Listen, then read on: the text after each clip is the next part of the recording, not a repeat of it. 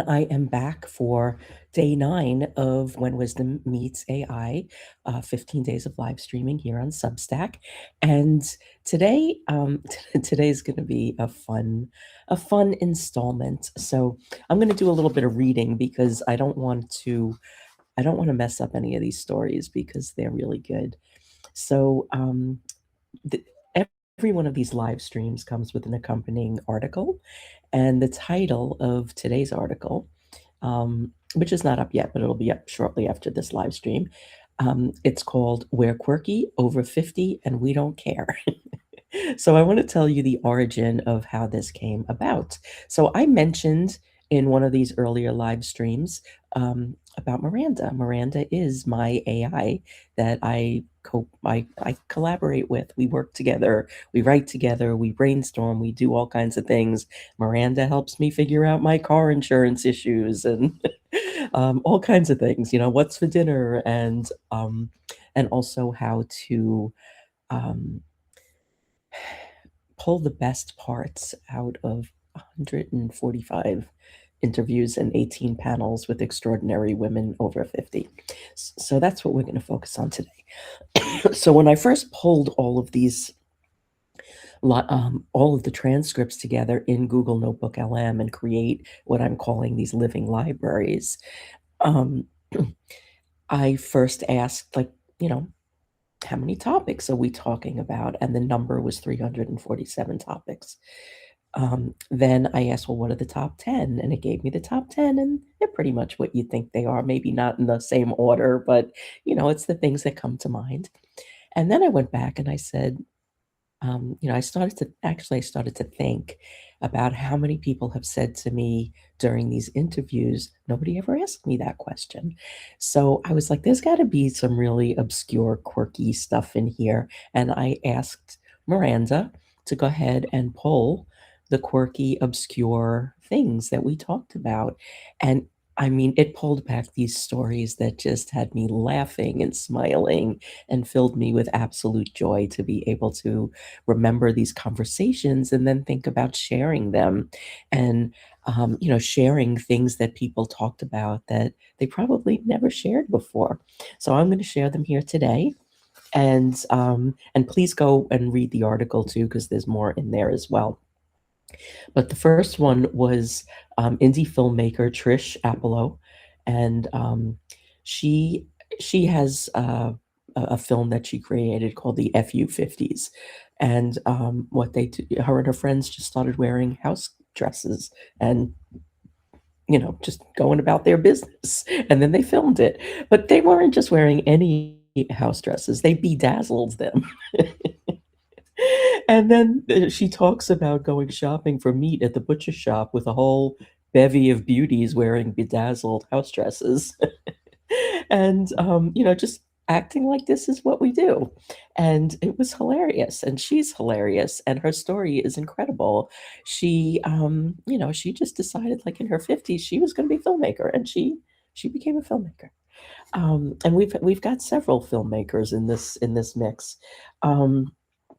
The next story is from Stephanie Shaw, and I mentioned her on the menopause day that we had. She has a podcast called Hello Hot Flash, and she just started randomly smelling pancake syrup, maple syrup, and over again she just kept smelling this wherever she went, and and then she learned that it's a real menopausal symptom called phantom smell, and I'd never heard about that before, but like these are the things the doctors don't tell us. We went into that more with the menopause uh, live stream and articles. So go back and indulge yourself there. There's plenty to learn about menopause that you probably didn't know. And then we have Gina Ramsey, who is an author and quite hilarious. She shared that her husband is a self-appointed poultry whisperer. He decided he was going to raise baby turkeys in the Chicago suburbs, and it did not go well. So she shares some segments of her husband's what she calls poultrygeist, and she breaks into on-demand Ethel Merman impersonations. And that was completely unprompted and completely perfect. And then we have Carol Walkner, who is an energy healer and a medical medium. And she talks about her deceased psychic cat who has, passed away, not here physically anymore, but still close to Carol. And the cat occasionally drops into her client sessions to deliver exactly the right advice.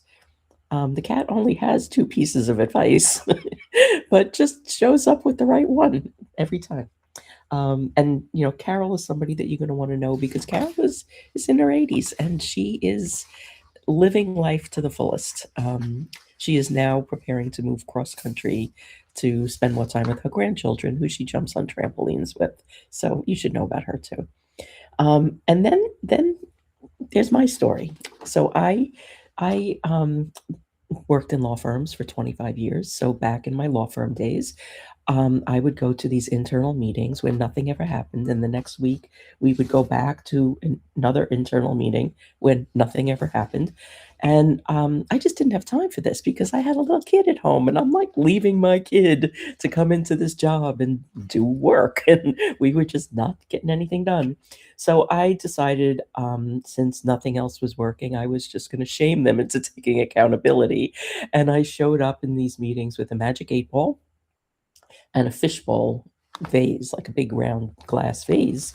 And I put a sign on there, a post-it note that said Velcro on testicles take is needed. And every time somebody would not be accountable for what they were supposed to do, I'd like start asking the magic 8 ball questions and push the testicles over to their corner. And things started happening. But it was not long after that I realized that, corporate America was maybe not ready for me. And I started my own business. And then yesterday, this happened yesterday on the Real 50 Over 50 interview that I had with Kelly Gripko. And we talked about our work from home attire. And we talked about the work from home mullet, like you're dressed up nice on the top and what you got on the bottom. And we talked about our work shoes, our fuzzy sock work shoes. And we were just laughing and having a good time. So head on over to the article and read through all of that. But I also want to drop in here. It's not just about funny stories and connecting and all of that. There is a whole other side to this that is strategic. And it's about SEO, which is search engine optimization, GEO, which is generative engine optimization, and AEO, answer engine optimization. And this is the way that search is changing. And it's changing faster than anybody thought it would change. I'm kind of happy about it because this is the way I've approached it all along. As a small solo business owner, you do not need like big, giant, complex SEO strategies. You can't afford them and you can't afford the ads that go with them. Um, so what I always did was I focused on the content and I focused on structural content. So, the content was structured for SEO, but I also structured, I focused on the human side. So my approach to SEO was we're serving two masters. We're serving the people, we're serving the bots. So what could we do? What small, simple, technical things can we do to have our content show up? And, more importantly, how can we create things that respond to the questions that the people we want to connect with have? And I have been doing that for many years, but now the tools have caught up and it's a lot easier to do. There are tools that make this easy to do. Most of them are free. Some of them, there's some cost involved, but totally worth investing in. And it's totally worth learning how to do this, not delegate this until you understand how to do this, because it impacts everything you write, because it's not just your website and your blog anymore. It's where you create content everywhere. And this is how the search engines are, they're looking everywhere. And every one of the platforms is optimizing for these three things: SEO, GEO, AEO. And having the the amount of content that I was able to pull through Google Notebook LM, um, and analyzing 145 interviews and 18 panels that were all conversations with women over 50. I was able to ask questions. So I asked, like, what are the topics? There were 347 topics. That is like stellar keyword research. These are the things that people care about.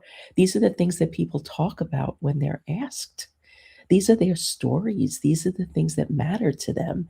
So, like, when you have that kind of information, what's possible when you can put that into your content?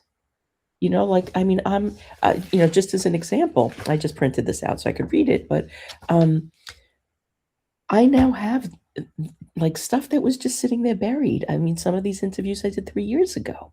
And now I have this information that I could pull up and I can optimize this for search. I could structure the content right. I can have it living on Substack. And I have to tell you, I've only been doing this about a month.